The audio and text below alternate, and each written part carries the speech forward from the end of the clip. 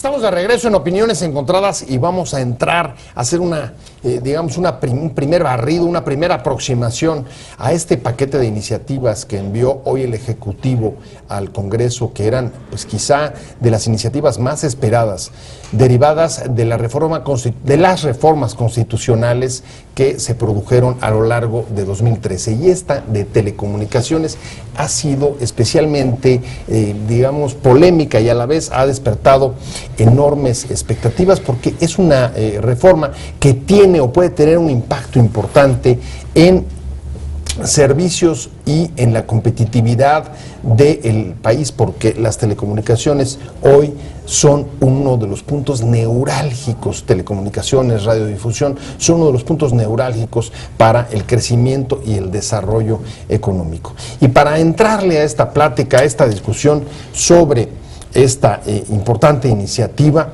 que ya está empezando a generar reacciones tanto del gobierno como de la oposición, me da mucho gusto tener en este foro a Gerardo Flores. Gerardo, ¿cómo estás?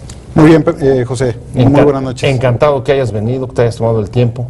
No, al contrario, encantado yo de estar aquí contigo y poder compartir algunas reflexiones sobre este importante proyecto presentado por el presidente Peña el día de hoy.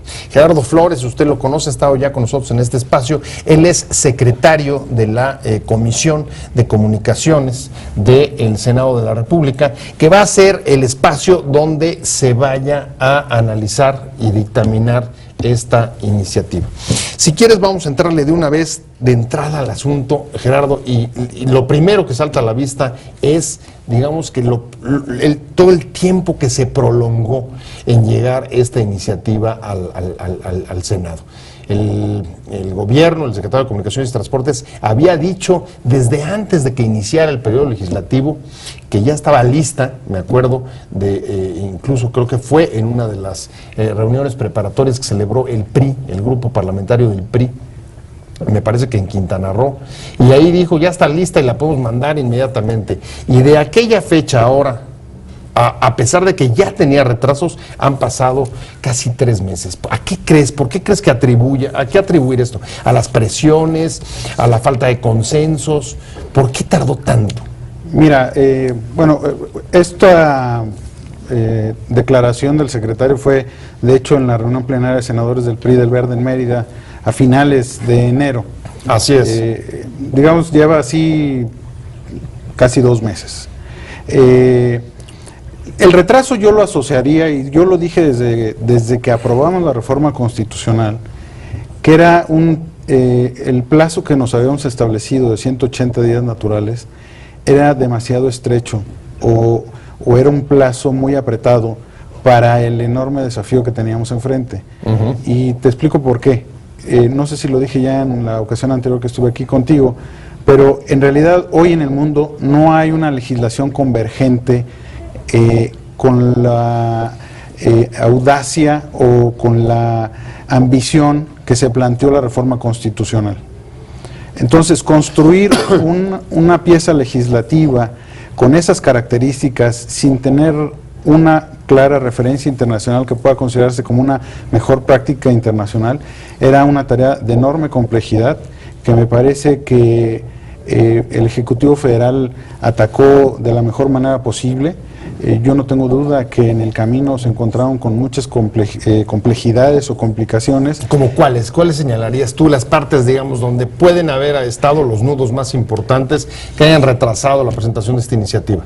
Mira, por ejemplo, la reforma constitucional habla yo te diría, de un mundo ideal en el que se otorgue una concesión única, que puedas tú explotar ya sea para servicios de telecomunicaciones o para servicios de radiodifusión, que tú puedas prestar todos los servicios que la tecnología te permita.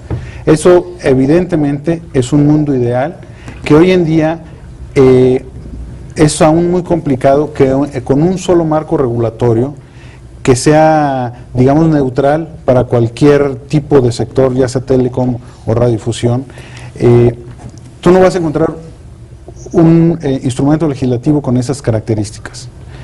Hoy en día, si bien es cierto que puedes prestar servicios o distribuir contenidos audiovisuales a través de redes de telecomunicaciones, por ejemplo, es prácticamente imposible que tú en frecuencias de televisión, al mismo tiempo que estés dando servicios de televisión, puedas dar servicios de telecomunicaciones.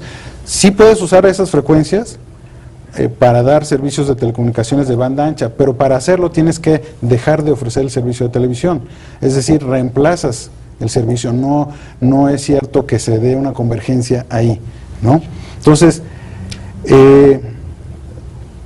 la tarea era titánica, armonizar este objetivo de tener un régimen de una concesión única en el que además tienes que tomar en cuenta que hoy en día existen una multiplicidad de operadores o concesionarios con distintos títulos de concesión. La reforma constitucional sí dice que se tiene que diseñar un régimen para que transiten al modelo de concesión única, pero las distintas obligaciones que tiene cada uno de ellos, el momento en que les fue otorgado el título, en algunos casos lo que pagaron por estas concesiones, pues sí hace complejo el tránsito a ese nuevo régimen, ¿no? Ahí tocas uno de los puntos que, digamos, ha sido desde que hoy se presentó, bueno, quizá desde la semana pasada en que comenzaron a filtrarse y a conocerse extraoficialmente algunos supuestos borradores de iniciativa que habrían de llegar esta semana, como realmente ocurrió hoy mismo. Uno de los puntos, de las observaciones, de las críticas más fuertes, más bien, o la expresión de preocupaciones de parte de la oposición fue, a ver, cuidado, porque tenemos temor de que exista el riesgo de que las leyes secundarias, el paquete de leyes secundarias, no correspondan con la reforma constitucional. Tú me estás hablando de justo de que una cosa es, y lo llamas mundo ideal de la reforma constitucional, y otra, digamos, operativizarlo y llevarlo a reglas y procedimientos y facultades muy concretos y competencias de los actores que intervienen. El punto es si entonces hay una diferencia entre el mundo ideal de la reforma constitucional y lo que hoy presentó el presidente. ¿Tiene razón la oposición en eso? No, de ninguna manera. Yo creo que de hecho de haber echado ya un vistazo al proyecto de iniciativa el día de hoy, yo lo que te podría decir es que al contrario, el proyecto contiene un gran esfuerzo por justamente llevar al terreno práctico lo que plantea la reforma constitucional.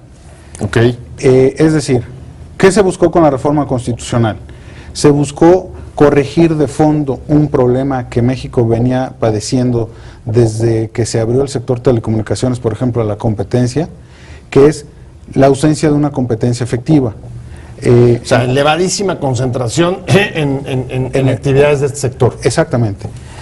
Porque mientras en todo el mundo, o por lo menos los países que se han considerados como mejores prácticas internacionales, tú vas a encontrar que los órganos reguladores pudieron actuar, pudieron imponer sanciones, pudieron imponer obligaciones al operador que en su momento era el operador con poder de mercado o el que concentraba la mayor parte del mercado.